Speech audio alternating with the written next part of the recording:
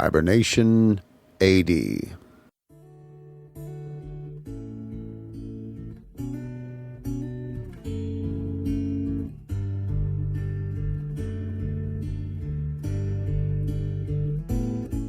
Grizzly's Growls presents Stories from the Hiber-Nation. Read by David Grizzly Smith.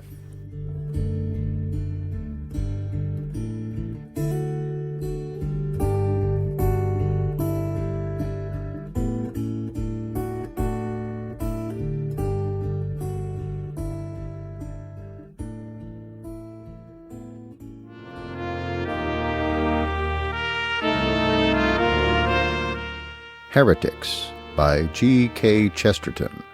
Read by David Grizzly Smith.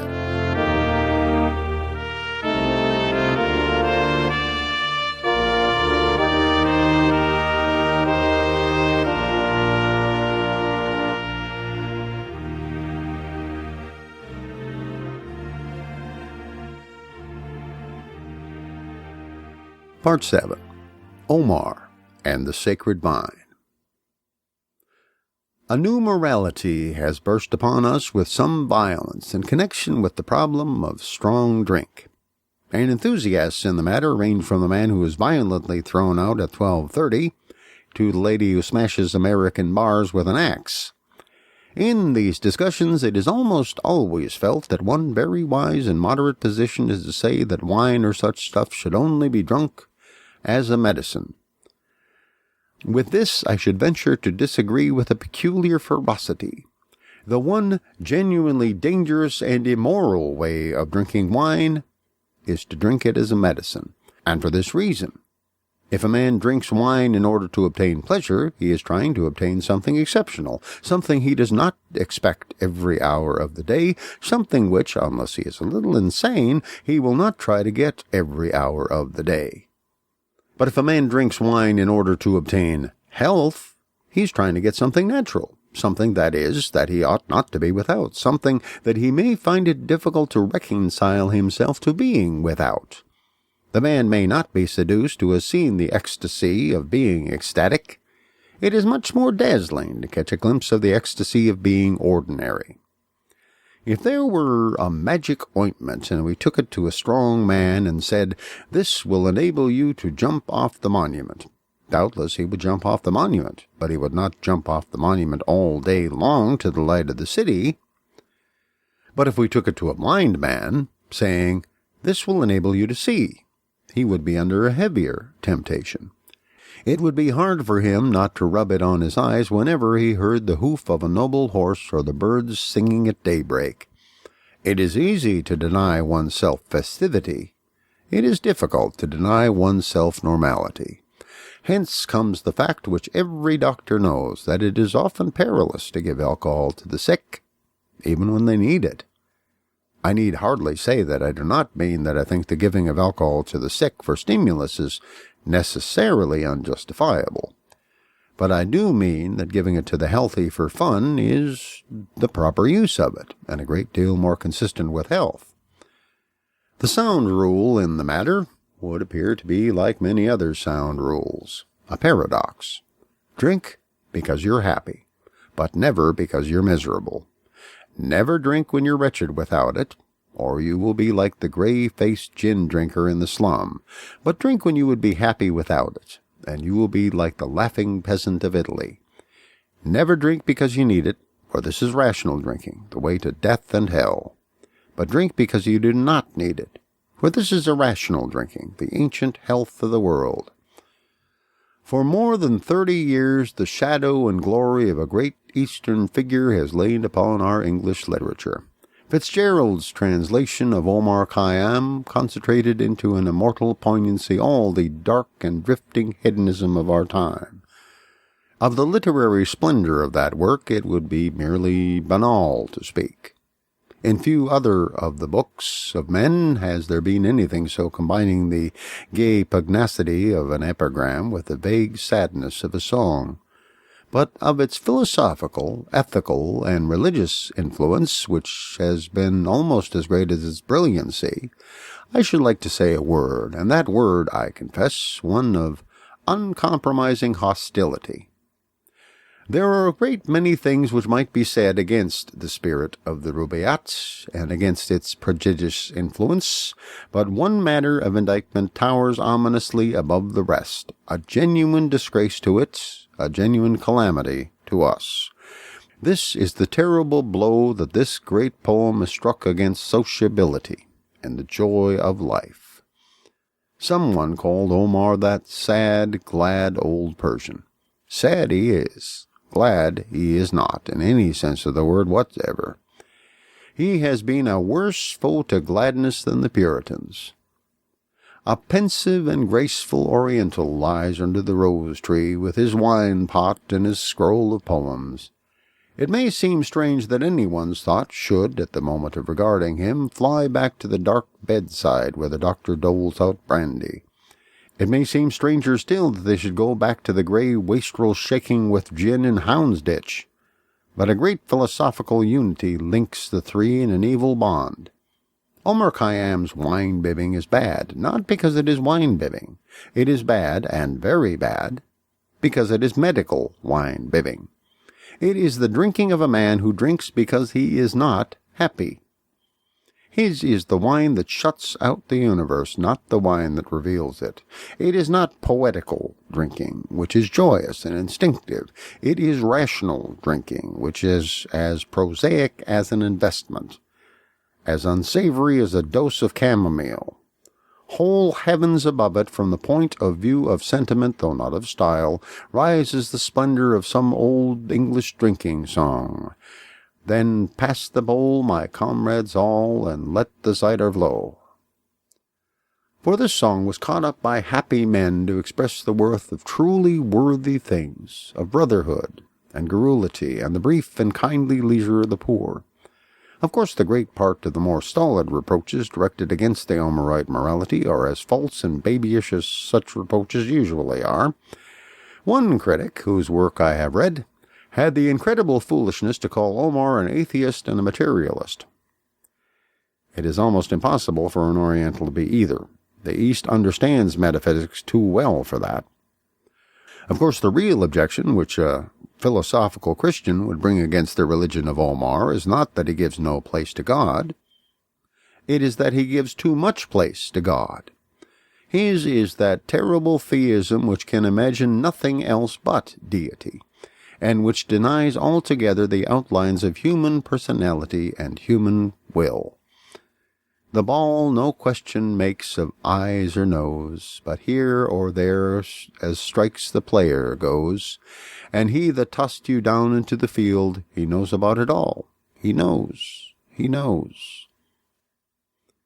A Christian thinker such as Augustine or Dante would object to this because it ignores free will, which is the valor and dignity of the soul.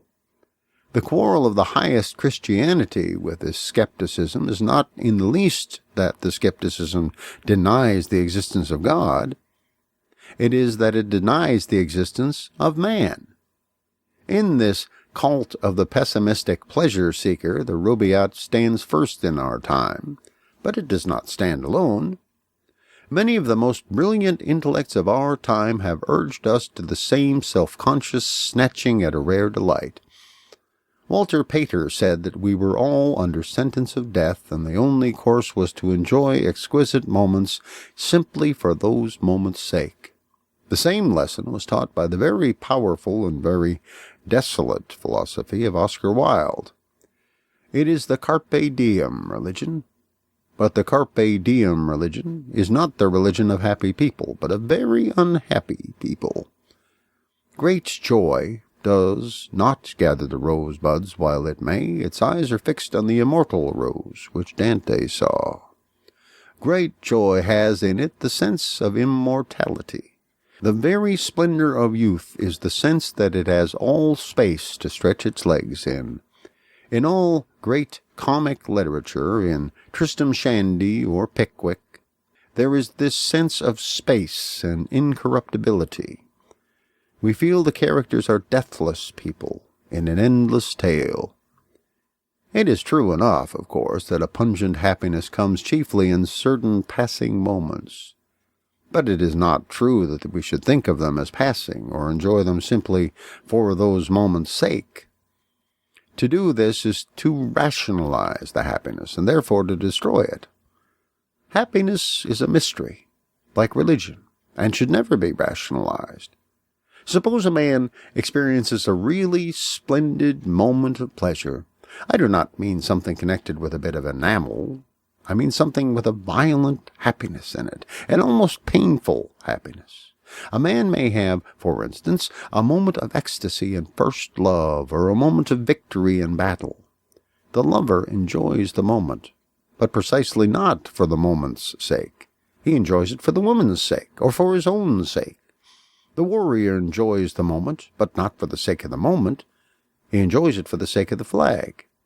The cause which the flag stands for may be foolish and fleeting. The love may be calf love and last a week, but the patriot thinks of the flag as eternal. The lover thinks of his love as something that cannot end. These moments are filled with eternity. These moments are joyful because they do not seem momentary. Once look at them as moments after Pater's manner, and they become as cold as Pater in his style. Man cannot love mortal things. He can only love immortal things for an instant. Pater's mistake is revealed in his most famous phrase. He asks us to burn with a hard, gem-like flame. Well, flames are never hard and never gem-like. They cannot be handled or arranged. So human emotions are never hard and never gem-like. They are always dangerous, like flames, to touch or even to examine. There is only one way in which our passions become hard and gem-like, and that is by becoming as cold as gems. No blow, then, has ever been struck at the natural loves and laughter of men so sterilizing as this carpe diem of the aesthetes. For any kind of pleasure, a totally different spirit is required, a certain shyness, a certain indeterminate hope, a certain boyish expectation. Purity and simplicity are essential to passions, yes, even to evil passions. Even vice demands a sort of virginity. Omar's, or Fitzgerald's, effect upon the other world we may let go. His hand upon this world has been heavy and paralyzing. The Puritans, as I have said, are far jollier than he. The new ascetics who follow Thoreau or Tolstoy are much livelier company, for though the surrender of strong drink and such luxuries may strike us as an idle negation, it may leave a man with innumerable natural pleasures, and above all with a man's natural power of happiness. Thoreau could enjoy the sunrise without a cup of coffee. If Tolstoy cannot admire marriage, at least he's healthy enough to admire mud. Nature can be enjoyed without even the most natural luxuries. A good bush needs no wine. But neither nature nor wine nor anything else can be enjoyed if we have the wrong attitude towards happiness. And Omar, or Fitzgerald, did have the wrong attitude towards happiness. He, and those he has influenced, do not see that if we are to be truly gay, we must believe that there is some eternal gaiety in the nature of things. We cannot enjoy thoroughly even a pas de quatre at a subscription dance unless we believe that the stars are dancing to the same tune. No one can be really hilarious but the serious man. Wine, says the Scripture, maketh glad the heart of man, but only of the man who has a heart. The thing called high spirits is possible only to the spiritual. Ultimately, a man cannot rejoice in anything except the nature of things. Ultimately, a man can enjoy nothing except religion. Once in the world's history, men did believe that the stars were dancing to the tune of their temples, and they danced as men have never danced since. With this old pagan eudaimonism, the sage of the Rubaiyat has quite as little to do as he has with any Christian variety. He is no more a bacchanal than he is a saint. Dionysus in his church was grounded on a serious joie de vivre, like that of Walt Whitman. Dionysus made wine, not a medicine, but a sacrament. Jesus Christ also made wine, not a medicine, but a sacrament.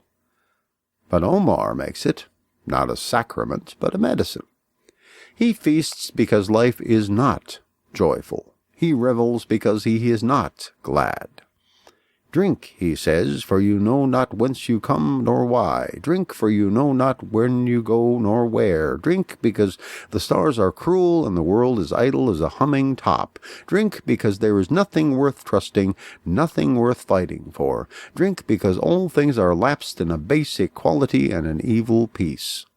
So he stands, offering us the cup in his hand. And at the high altar of Christianity stands another figure, in whose hand also is the cup of the vine. Drink, he says, for the whole world is as red as this wine, with the crimson of the love and wrath of God. Drink, for the trumpets are blowing for battle, and this is the stirrup cup. Drink, for this is my blood of the New Testament that is shed for you. Drink, for I know of whence you come and why. Drink, for I know of when you go and where.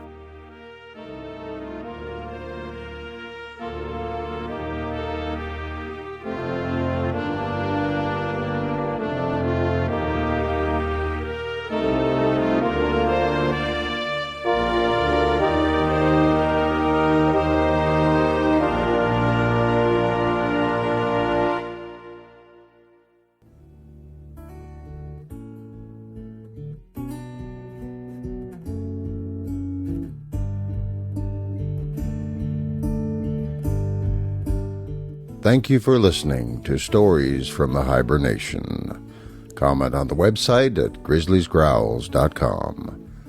This program is offered under a Creative Commons Attribution, Non-Commercial, No Derivatives license.